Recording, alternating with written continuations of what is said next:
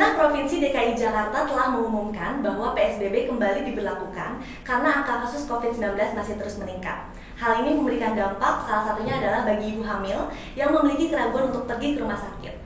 Karena rumah sakit merupakan tempat yang paling tinggi penularannya. Oleh karena itu, hari ini kita akan membahas mengenai COVID-19 dan juga bagaimana nasib ibu hamil dengan Dr. Josriono, MSc, MPH, PhD selaku Riset Pusat Kajian Kesehatan AMS dan juga dengan Dr. Ahmad Mediana, SPOG. Halo dokter, apa kabar?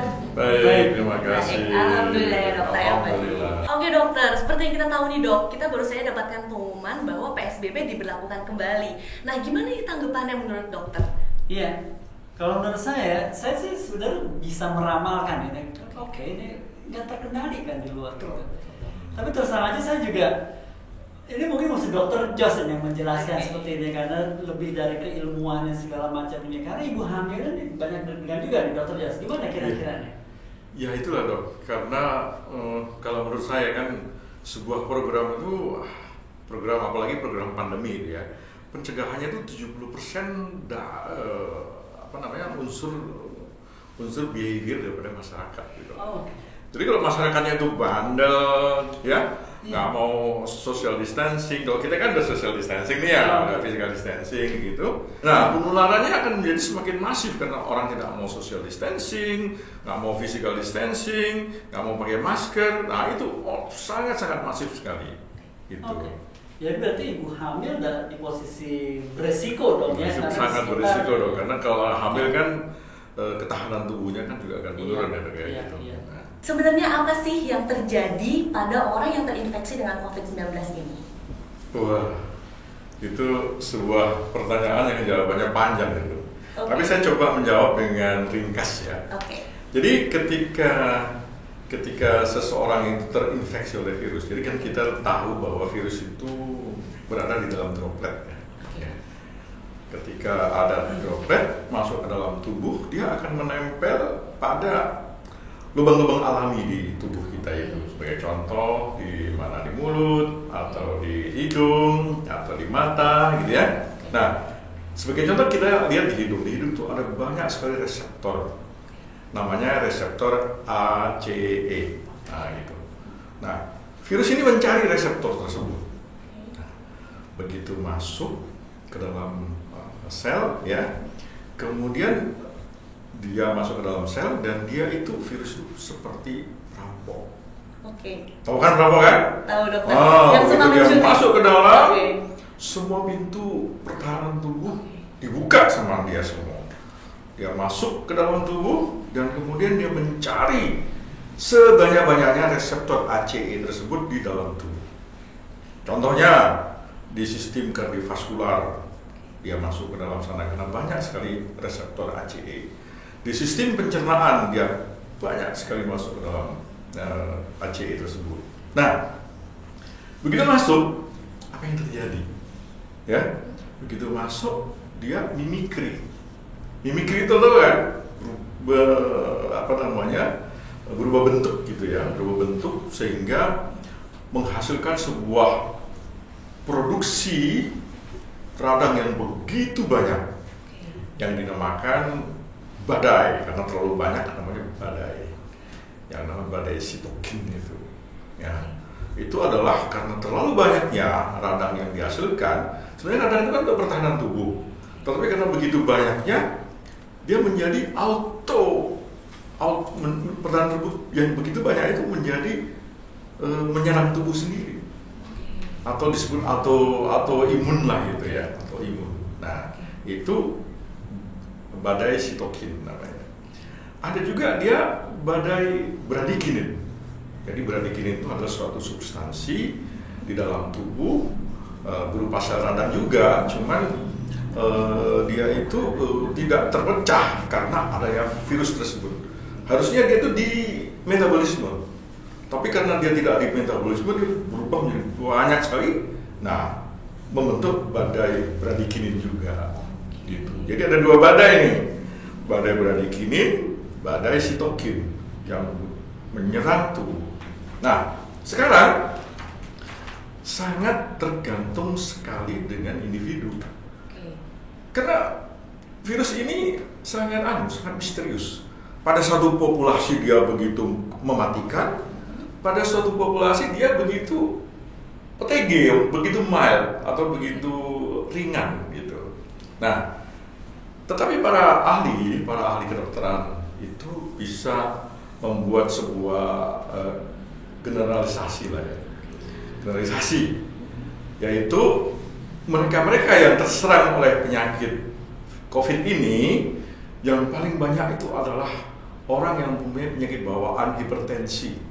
Itu nomor 1 itu. Itu yang paling rentan, Dok. Paling rentan, orang yang hipertensi itu paling rentan. Nomor 1. Kemudian yang kedua, orang yang obesitas. Nah, hati-hati obesitas. Yang body mass index-nya itu lebih dari 25 atau 30 lah gitu ya, itu harus hati-hati. Dan yang ketiga, diabetes. 3 morbiditas tersebut yang paling sering kena. Itu yang pertama. Ya, jadi penyakit bawaan. Yang kedua, umur. Usia ya, Dok ya? Umur. Jadi umur yang tua sangat rentan sekali dibandingkan umur yang muda. Dan sangat fatal. Sebagai contoh, orang yang berumur 80 tahun itu mempunyai tingkat kematian 87 kali dibandingkan orang yang berumur 30 tahun. Nah, ya bisa dibayangin kan? Begitu juga dengan orang yang berumur 40 tahun, ya, orang yang berumur 50 tahun, berumur 60 tahun, itu mempunyai ketahanan tubuh yang berbeda-beda. Ya, jadi ada 2 ya, sudah saya jelaskan ya. Pertama adalah penyakit penyerta, kedua adalah umur, dan yang ketiga gender. Oh, gender. Gender, betul lah. Gender ini terutama laki-laki. Laki-laki. Laki-laki itu memang sebenarnya lemah laki-laki. Okay. Laki-laki itu lemah. Jadi kenapa laki-laki sering diserang? Ya kan? Karena protein yang membentuk imunitas terhadap COVID ini itu letaknya itu pada kromosom X. Nah, laki-laki kan kromosom X-nya kan cuma 1 kan? Iya, X betul. sama Y, ya kan? Betul. Tapi perempuan X sama X, sehingga imunitasnya 2 kali laki-laki. Berarti imunitas perempuan lebih banyak dibanding dalam masa pandemik ini. Okay. Kok yang lain belum tentu, ya belum tentu yang lain. Gitu. Tapi dalam pandemik perempuan lebih kuat karena tadi itu, jadi protein yang bersifat imunitas terhadap COVID itu diproduksi di kromosom X, ya. Itu. Nah, setelah itu etnisitas. Apa itu? Etnik. Etnik. Etnik. Jadi, tetapi kita alhamdulillah etnik kita kan satu ya. Tapi kalau di Amerika yang sifatnya multi etnis, orang-orang Afro-American itu lebih banyak yang terserang COVID ini dibandingkan yang Caucasian atau Dravidian gitu. Kira-kira seperti itu.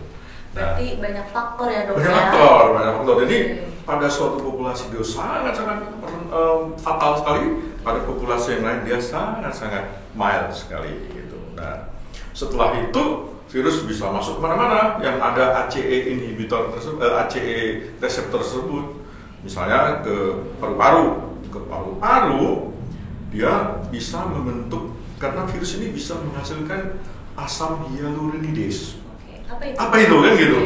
Kalau kita pakai filler kan supaya pakai filler yang untuk bibir, nah itu mengandung asam hyaluronidase gitu. Nah, ketika dia masuk paru-paru, dia kemudian menghasilkan asam tersebut, ya. Dan setelah asam tersebut bercampur dengan cairan yang dihasilkan oleh virus tersebut, dia membentuk hidrogel. Jadi paru-paru kita penuh dengan hidrogel. Akibatnya apa? Oksigennya akan berkurang sehingga kita kesulitan untuk bernapas. Sesak nafas. Namanya hipoksia. Nah, itu. Nah, problemnya lagi virus ini pinter banget. Karena hipoksia yang kita rasakan itu hampir tidak kita rasakan. Jadi sesaknya itu nggak berasa, Dok? Iya, sesaknya itu nggak berasa. Makanya namanya silent hypoxia atau happy hypoxia. Jadi paling gampang sekali untuk mendeteksinya itu adalah kita pakai oximeter. Ya, jadi kita masukkan oximeter di jari kita untuk mengukur saturasi oksigen supaya kita bisa tahu bahwa kita itu mengalami hipoxia. Oh ya teman-teman, di sini kita sudah menerapkan physical distancing ya. Kita sudah menjaga jarak karena kita tahu saat ini kita berada di pandemi COVID-19. Oh ya dok, tadi kan dokter menyampaikan bahwa ada gejalanya nih dok ya. Iya, gejala. Oke. Nah, tapi menurut dokter sendiri, ada juga orang yang tidak memiliki gejala atau juga OTG. Itu menurut dokter seperti apa? Nah, yang orang yang tanpa gejala itu yang sangat berbahaya karena biarpun dia tanpa gejala, dia mampu untuk menularkan virus. Gitu. Apakah lebih berbahaya orang tanpa gangguan ataukah orang yang memiliki gejala dok? Kalau menurut saya yang paling berbahaya ya orang tanpa gejala. Karena kemampuan untuk menularkannya lebih besar. Lebih besar karena dia merasa nggak ada gejala, dia pergi kemana-mana, ya, betul. Gitu ya. Gitu. Pegang sana, pegang sini. Tapi kalau orang yang dengan bergejala, yang paling utama 87% orang itu panas. Demam dok? Demam oh, ya, okay. demam. Sorry. Minimal berapa dok demamnya? Demamnya ya. Minimalnya gitu?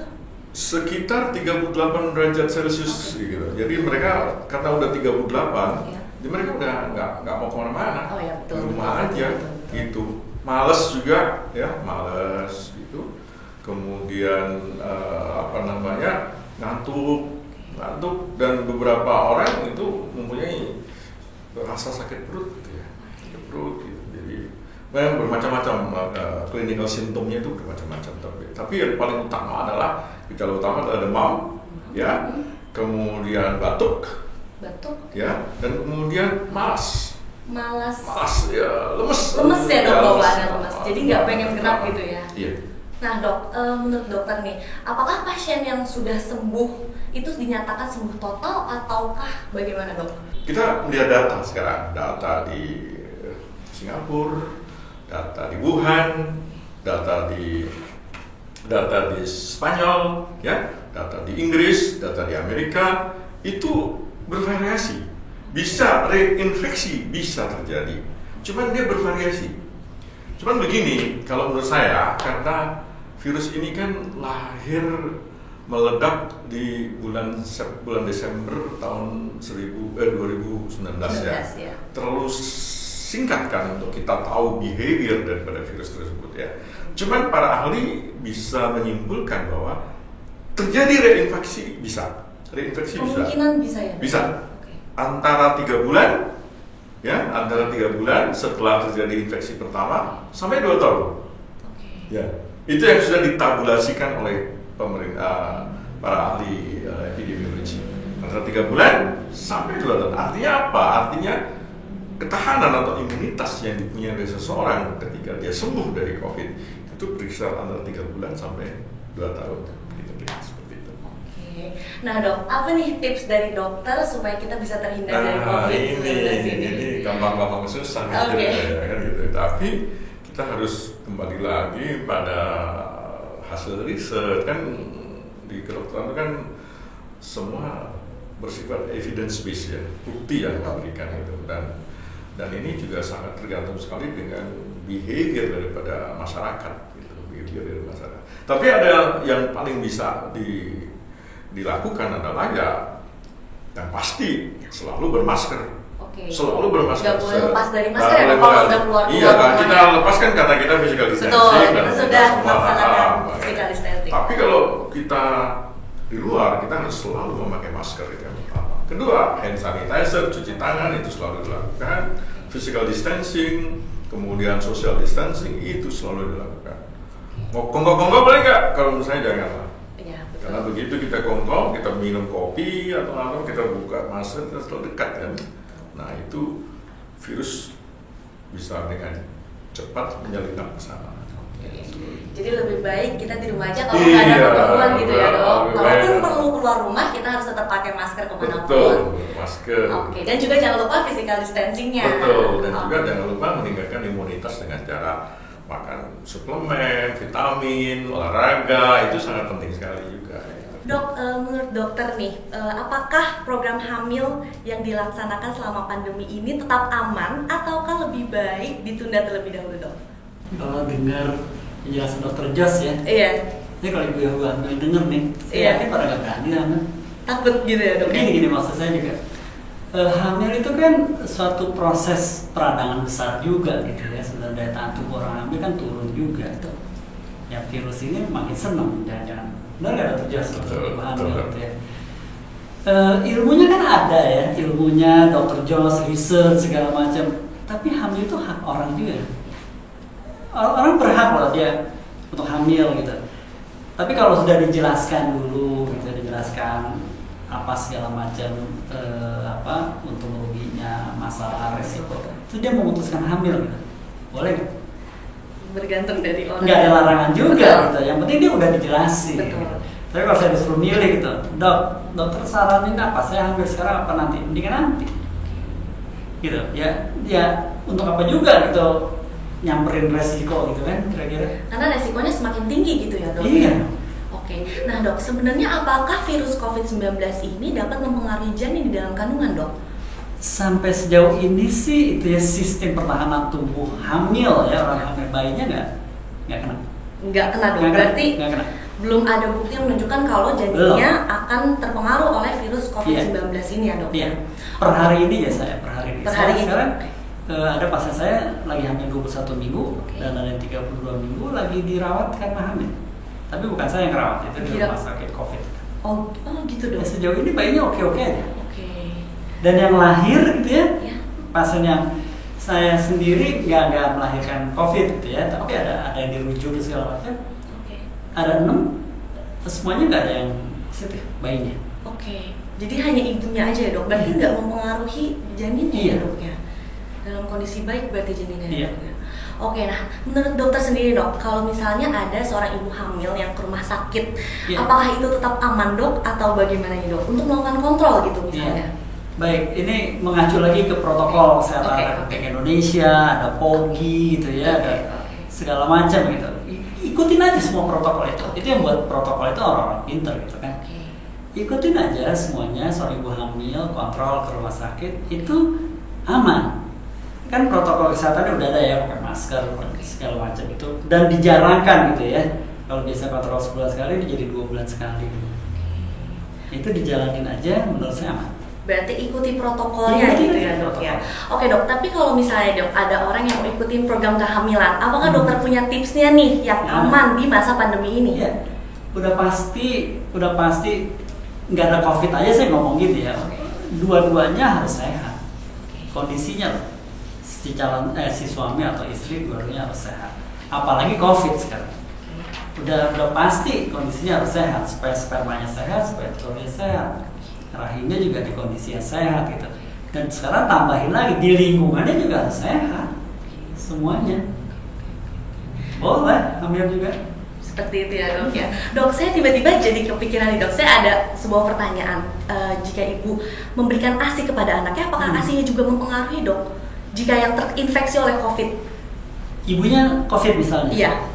Oke, udah ada panduannya juga ibunya COVID Oh. gitu ya.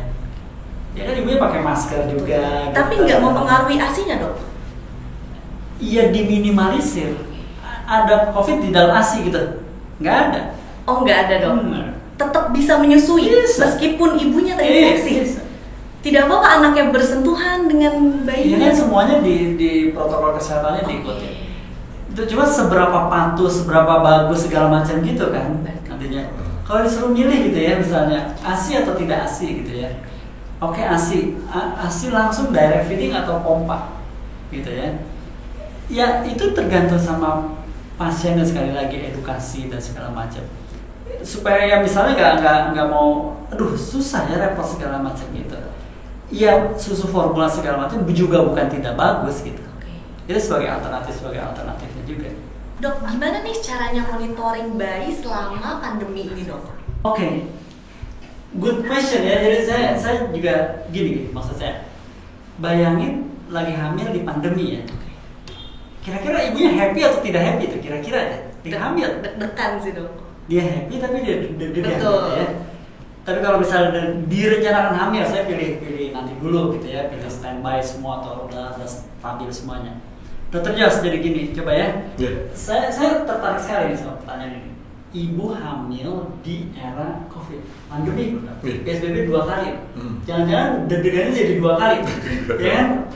Ini saya betul-betul tertarik bagaimana menyikapi bayi ini nanti lahirnya jadi kayak apa gitu. Kan ibunya sendiri ada yang namanya fetal origin adult disease gitu kan. Betul. Kejadian-kejadian sebelum hamil atau lagi hamil. Mungkin kan nggak sakit tapi jiwanya deg-degan. Nah ini sekali lagi memonitoringnya nih harus berbasis riset nih. Ini kan dokter Jos kan namanya apa nih dok? Monitoring jangka panjang gitu. Prospektus dok. Prospektus. Oke, gimana dok? Jadi dilakukan prospektif study gitu. Jadi dilakukan prospektif study di mana diikuti setiap fase perkembangan tumbuh kembang anak tersebut itu. Oke. Ya.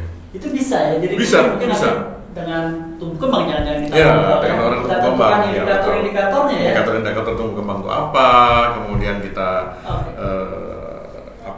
kita ikuti secara longitudinal namanya gitu. Kita ikuti terus gitu. Sampai kapan sampai masa balita itu selesai atau kemudian kita mau sampai dewasa itu akan bisa terus diikuti terus dok gitu. Oke. Seperti itu. Ya jadi dalam hal itulah makanya saya tertarik sekali. Ini kan udah bukan masalah kedokteran kan dok. Jadi dari kedokteran jadi geser ke kesehatan kan. Jadi pusat kajian kesehatan gitu ya, awam lah katakan gitu ya. Di Indonesia kan belum familiar ya kita nggak ada kan itu. Nah itu saya cita-cita sekali tuh dokter Jos. Gimana menurut dokter Jos kalau kita bikin pusat kajian kesehatan benar ya? Iya karena itu sangat menarik sekali tuh dok kalau kita membuat pusat kajian kesehatan gitu ya. Kenapa? Karena begitu banyak data yang bisa kita dapatkan ya. Misalkan pusat kajian tumbuh kembang misalnya. Pusat kajian menopause, pusat kajian ibu hamil, pusat kajian kanker serviks, gitu. Jadi pusat kajian penyakit degeneratif, nah itu akan banyak sekali yang bisa kita lakukan. Tapi tidak di university, tidak di fasilitas kesehatan, di masyarakat dimungkinkan. Dimungkinkan. Itu namanya kalau itu namanya population base gitu ya. Berbasis populasi. Tapi ada juga pusat kajian yang university base ya. Ada juga pusat kajian yang hospital base atau di laboratorium begitu. Kan penting banget ya dok melakukan premarital check lab. Nah saya mau tapi deg-degan nih dok karena lagi kondisi pandemi ini. Itu sebaiknya bagaimana ya dok kalau ingin melakukan premarital check lab ini? Ya udah kalau memang itu jadi kan kebutuhannya kan ada kan sebetulnya memang kita tahu kondisi sebelum hamil atau sebelum nikah gitu. Situasinya seperti ini. Ya eranya memang dimudahin gitu sekarang kan ya. Udah home lab kalau sekarang kita bisa kok kirim. Ada home lab dong? Ada. Petugas laboratorium tentu dengan protokol kesehatan lagi nih sama aja. Jadi kita waktu itu pernah nih kita home lab kita kirim sama pakai protokol segala macam. RT RW-nya bertanya-tanya ada apa tuh di situ gitu. Jadi enggak nih harusnya kita sosialisasikan dulu. Ada pasiennya gitu nanti akan ada petugasnya. Ada pertanyaan-pertanyaan dulu sebelum datang itu. Jadi kondisinya seperti apa, petugas akan menyesuaikan APD-nya juga. Oke, jadi sekarang udah ada yang efektif ya dok, bisa langsung didatengin ke rumah. Bisa. Dengan teknologi itu banyak yang dimudahkan. Sebagai contoh, misalkan tadi Dr. Ahmad sudah mengatakan ada home lab kan, tetapi nggak hanya home lab, bisa juga pelayanan obat. Jadi misalkan sebagai contoh Dr. Ahmad memberikan prescription gitu, kemudian prescriptionnya itu kemudian dikirim melalui foto WhatsApp gitu, WhatsApp diberikan kepada apotek dan kemudian apotek kemudian dispense obat dengan kemudian dikirim pakai Gojek atau pakai Grab atau pakai Paxel mungkin jadi lebih aneh ya. Jadi kita nggak perlu datang ke apotek kemudian berintek sama orang sehingga kemungkinan kita kena virus COVID menjadi lebih besar. Tapi dengan memanfaatkan teknologi itu akan sangat membantu sekali. Jadi makin lama kehidupan kita tuh makin mudah ya. Betul, betul dok. Udah semakin gampang. Gimana gampang hidup ya. Semoga teman-teman di rumah yang menyaksikan bisa mendapatkan ilmunya dan ilmu kita hari ini bermanfaat. Terima kasih untuk Dr. Ahmad dan juga Dr. Jos atas penjelasannya. Terima kasih juga telah hadir di podcast kita kali ini. Iya. Nah, teman-teman jangan lupa like, comment, share, dan subscribe video ini untuk update video-video kita berikutnya. Sampai jumpa, salam sehat generasi penerus Indonesia.